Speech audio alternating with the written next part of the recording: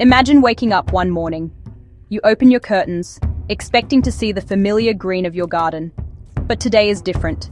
Today, there is only brown. All the trees are gone. The grass has vanished. The flowers in your window box have disappeared without a trace. It is as if they were never there at all. A strange and profound silence hangs in the air. The usual morning chorus of birds is missing. A deep sense of unease begins to creep into the hearts of people everywhere. This is not just one garden. It is every garden, every park, every forest on Earth. The planet has been stripped bare overnight. Across the globe, the same scene unfolds. In the vast Amazon, where a sea of green once stretched to the horizon, there is now only bare, damp earth. The mighty sequoias of California, giants that have stood for thousands of years, are gone. The sprawling grasslands of the Serengeti are now a featureless plain of soil. People stare out of their windows, walk out of their homes, and are met with a sight so wrong, so impossible, that the mind struggles to accept it. Confusion turns to panic. Phone lines become jammed. News channels broadcast shocking images of a planet suddenly naked and exposed. This is not a slow decay, it is an instantaneous, global event. One moment, our world was a vibrant, living tapestry of green. The next, it is a desolate, brown canvas. The sheer scale of the loss is incomprehensible. We have lost not just the beauty of a single rose or the shade of a lone oak tree. We have lost everything. Every blade of grass, every leaf, every root, every microscopic piece of algae in the ocean has simply ceased to exist. The fundamental building block of life on our planet has been removed in a single, silent, inexplicable moment. The initial shock is a personal one. The familiar tree outside your window, the park where you walk your dog, the colorful flowers that marked the changing seasons, all gone. It feels like a personal theft on a global scale. But as the hours pass, a much deeper and more terrifying realization begins to dawn. This is not just about the loss of scenery. The disappearance of plants is an event that has pulled the very foundation out from under our world. We are standing at the edge of a precipice, staring into an abyss we never knew existed. The quiet of this first morning is just the beginning of a much louder and more terrible silence to come. The immediate aftermath is a world drained of its color and its soul. Cities, once softened by parks and tree-lined avenues, now stand as harsh collections of concrete and steel. Their sharp edges are no longer hidden by leaves. The countryside, once a rolling patchwork of fields and forests, is now an endless expanse of bare soil. The familiar and comforting landscapes that have shaped human culture for millennia are gone. The world looks alien, hostile, and profoundly empty. The psychological impact on humanity is immediate and devastating. A collective sense of grief and disorientation settles over the entire population. Without plants, the very texture of the land changes. The soil, no longer held in place by a network of roots, is now loose and vulnerable. When the wind blows, it picks up dust and dirt, creating small dust clouds that grow with each passing hour. When the first rains fall, they will not be absorbed gently into the ground. Instead, water will run across the surface, carving out small channels that quickly become deep gullies. Massive erosion begins on a scale never before witnessed. The rich topsoil, the precious layer that allowed life to flourish, is the first thing to start disappearing from our barren world. The sounds of nature are replaced by an eerie stillness. The rustle of leaves in the wind is gone. The buzz of insects flitting from flower to flower is gone. The chirping of birds building nests in trees is gone. So much of the world's music was played on the instrument of the plant kingdom. Now that instrument is broken, and the silence it leaves behind is deafening. It is a silence that speaks of absence, of a vital part of our world being ripped away. This new quiet is not peaceful. It is the sound of a planet holding its breath, waiting for the next catastrophe. Daily life is thrown into chaos. Simple pleasures are the first to go. A walk in the park is no longer possible. The smell of freshly cut grass is a distant memory. The gift of a bouquet of flowers is a forgotten gesture. But more practical things vanish too. The wood for our furniture, the cotton for our clothes, the paper for our books, all of these things are ultimately derived from plants. Our homes, our cultures, and our economies are woven through with plant materials. In one night, the source of all these materials has vanished, leaving us with only what we already have. The most immediate and terrifying consequence is the collapse of our food supply. Nearly everything we eat comes directly or indirectly from plants. All the fruits, vegetables, grains, and legumes are gone. The shelves of supermarkets, once overflowing with colorful produce, are now starkly empty. The world's stockpiles of rice, wheat, and corn are all we have left. These vast stores, which once seemed inexhaustible, are now a finite resource, a ticking clock counting down to global starvation. Panic buying begins almost immediately, as people desperately try to secure whatever food they can find. The animals we rely on for meat and dairy are also in grave danger. Herbivores, the plant eaters, are the first to suffer. Cows, sheep, goats, and countless other domesticated animals have nothing to eat. They wander across the barren fields, their calls of distress echoing in the empty landscape. Within days, they begin to die in their millions. The vast herds of wild herbivores, from the wildebeest of Africa to the bison of North America, face the same grim fate. Their disappearance marks the second wave of this great extinction. The food chain is collapsing from the bottom up. This collapse quickly moves up to the next level. Carnivores, the meat eaters, now find their own food sources disappearing. Lions, wolves, and eagles, the magnificent predators of our world, are now faced with a world without prey. Some may survive for a short time on the carcasses of the herbivores, but this is only a temporary reprieve. As the herbivores die out, so too must the carnivores. The intricate web of life, woven over millions of years, is unraveling strand by strand. The oceans are no different. Without phytoplankton, the microscopic plants of the sea, the entire marine food web crumbles. Krill die, then the fish that eat them, then the seals and penguins. For humanity, the reality of famine sets in with brutal speed. The remaining stores of grain and canned goods become the most valuable resources on the planet. Governments would immediately take control of all food supplies, rationing them strictly. But rationing can only delay the inevitable. With a global population of over 8 billion people and no way to grow more food, it is a simple and horrifying calculation. The Great Hunger is not a distant threat, it is a certainty. The fight for the last scraps of food will become the defining struggle of human existence in this new, barren world. Plants do more than just provide food. They are the lungs of our planet. Through the remarkable process of photosynthesis, they take in carbon dioxide from the atmosphere and release the oxygen that we, and almost all other animals, need to breathe. With every plant on Earth gone, this vital process has stopped.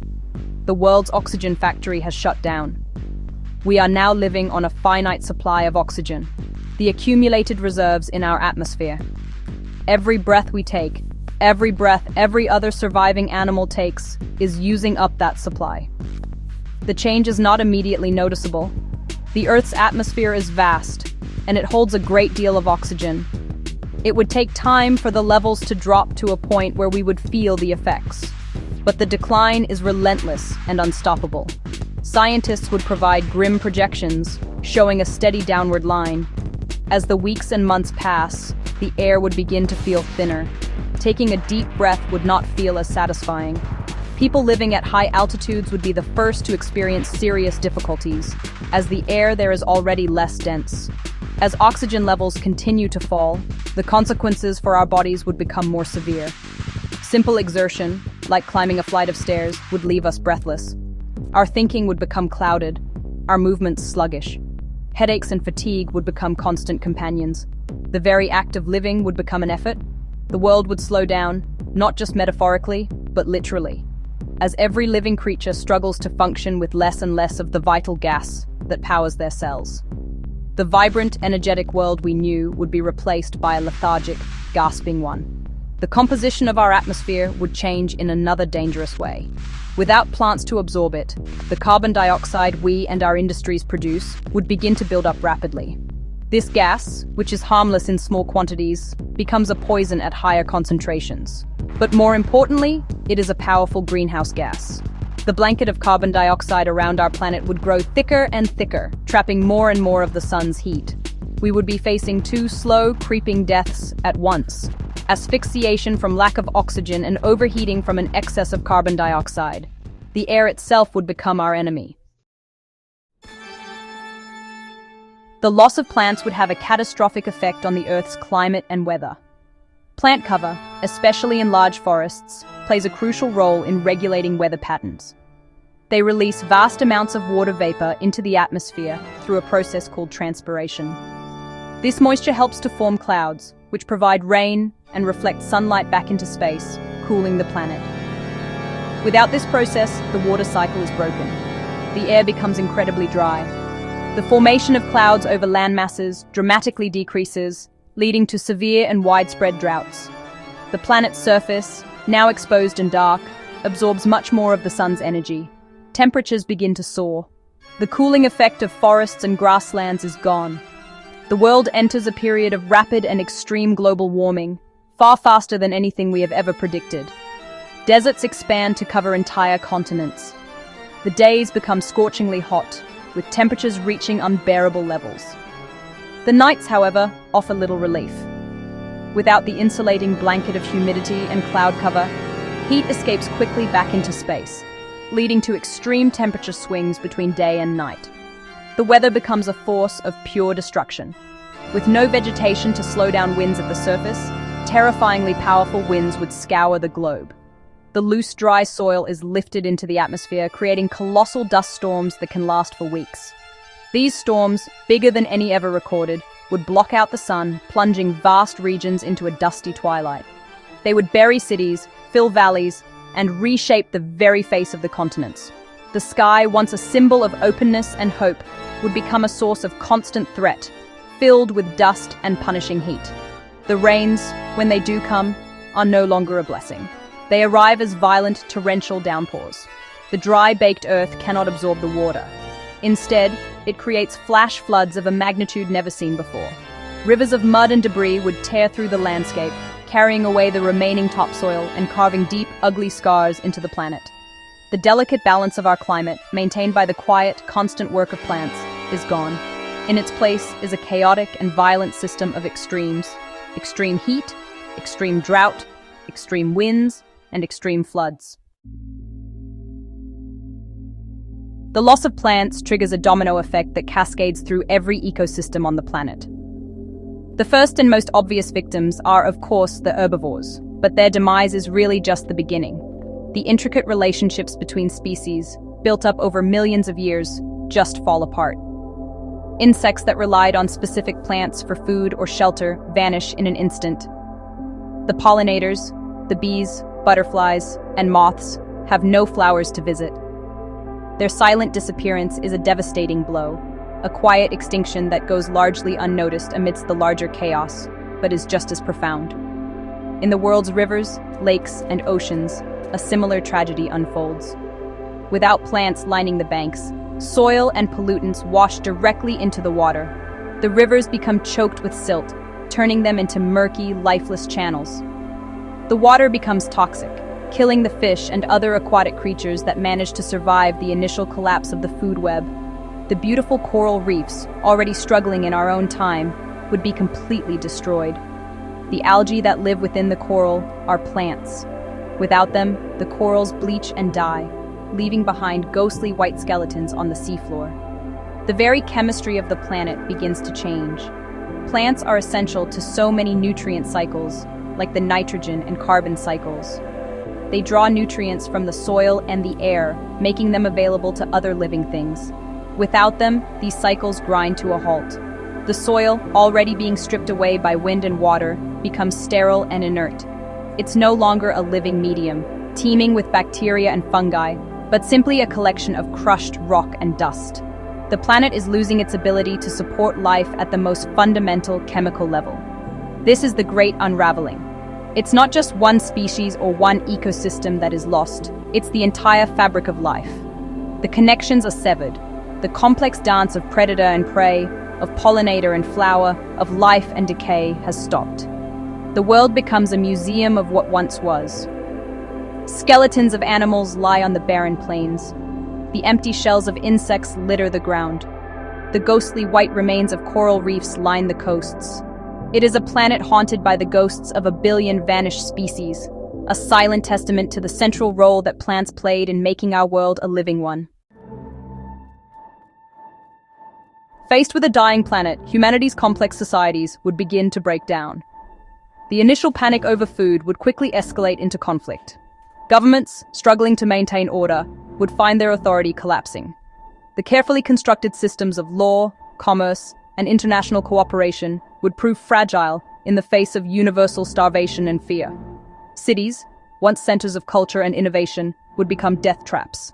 With no food, no clean water, and failing infrastructure, they would be abandoned by those who could flee. A great migration would begin. People would move in desperate search of the last remaining resources. They might head towards the coasts, hoping to find something edible from the dying oceans, or towards the last remaining ice caps, in search of fresh water. But there is no promised land in this new world. Every corner of the globe is equally barren. This mass movement of desperate people would lead to friction and war. Nations would fight over the last stockpiles of food. Communities would turn on each other. The bonds of civilization would be dissolved by the basic, brutal instinct to survive. Technology would offer little hope. We might try to build enclosed biodomes, artificial environments where we could try to grow plants using stored seeds, if any survived. But the scale of such an undertaking would be immense. How could we power them? How could we build enough of them to support more than a tiny fraction of the population? Who would be chosen to live inside these arks? And who would be left to perish outside? These questions would create impossible moral dilemmas, tearing apart what remains of our social fabric. For most of humanity, these high-tech solutions would be nothing more than a distant dream. In the end, humanity would be forced back to its most primitive state. Small groups of survivors might huddle together, scavenging for whatever they could find. They would be living in a world without beauty, without hope, and without a future. The knowledge and culture accumulated over thousands of years would become meaningless. The great works of art, literature, and science would be forgotten, lost in the simple, all-consuming struggle to find the next meal, to take the next breath. It would be a reduced, diminished existence, a long, slow twilight for our species, on a planet we had failed to understand. After the great famines, the resource wars, and the atmospheric changes have taken their toll, the Earth would settle into a new, grim equilibrium. It would be a planet of rock, dust, and toxic air. The once blue marble would be a uniform, dusty brown, shrouded in a thick haze of carbon dioxide and dust. The oceans, acidic and devoid of complex life, would be a murky, stagnant soup. The sun's heat, trapped by the thickened atmosphere, would make the surface intolerably hot. This is what a planet looks like when its life support system is switched off. The monuments of humanity would still stand, at least for a while. The pyramids, the Great Wall of China, the empty shells of our skyscrapers. But without anyone to maintain them, they too would slowly succumb to the harsh new climate. The fierce winds would sandblast them into unrecognizable shapes. The extreme temperature swings would crack their foundations. Eventually, they would collapse, to be buried by the ever-moving dust. Our legacy, all our achievements and all our follies, would be erased from the face of the planet as if we had never been here at all. What would be left? Perhaps some of the most resilient forms of life might cling on. A few species of bacteria, deep underground or near volcanic vents on the ocean floor, might survive. These extremophiles, which do not depend on sunlight or oxygen, could be the last living things on Earth. The planet would return to a state similar to its very early history, billions of years ago, before the first plants evolved and began their momentous work of transforming the world. Life, in its most basic form, might endure, but the vibrant, complex, and beautiful world we knew would be gone forever. This is the ultimate consequence. The loss of plants is not just the loss of trees and flowers. It is the loss of the past and the future. It is the loss of the conditions that allowed us, and everything we love, to exist. The Earth would continue to orbit the sun, a silent, sterile rock. It would be a ghost planet, haunted by the memory of the life that once thrived upon it. Its story would be a cautionary tale written in dust and silence, a testament to a world that lost its green heart, and in doing so, lost everything. This journey into a world without plants is, well, a work of imagination. But it is an imagination grounded in scientific truth. It shows us, in the starkest possible terms, how completely we depend on the plant kingdom. We are not separate from nature. We are an inextricable part of it. The health of the plants around us is directly linked to our own health and survival. We have been living in a Garden of Eden, a world perfectly calibrated by plants to support our existence, and we have too often taken it for granted. Every tree that is cut down, every forest that is burned, every wetland that is drained is a small step towards the barren world we have just imagined. Of course, the scenario of all plants vanishing overnight is a fantasy. But the slower, piecemeal destruction of the plant world is a reality. We are simplifying ecosystems, reducing biodiversity, and damaging the very systems that provide our food, our water, and the air we breathe. We are pulling threads from the tapestry of life, and honestly, we do not know how many threads can be pulled before the entire thing unravels. The good news is that it is not too late. The plants are still here, the forests still stand, the oceans still teem with phytoplankton, the world is still green. We have the power to change our course. We can protect our remaining wild spaces. We can reforest the areas we have damaged. We can change our farming practices to be more sustainable. We can reduce our consumption and make choices that support the health of the planet. Each of us has a role to play, in our gardens, in our communities, and in the choices we make every day. So, the next time you walk through a park, feel the shade of a tree, or admire a simple flower, remember what it represents. It is not just a plant. It is a part of a global life support system. It is a provider of food, a creator of oxygen, a guardian of the soil, and a regulator of the climate. It is a small piece of the magic that makes our world habitable. We must cherish it, we must respect it, and we must do everything in our power to protect it. For in protecting the plants, we are protecting ourselves and securing a future for all life on this beautiful green earth.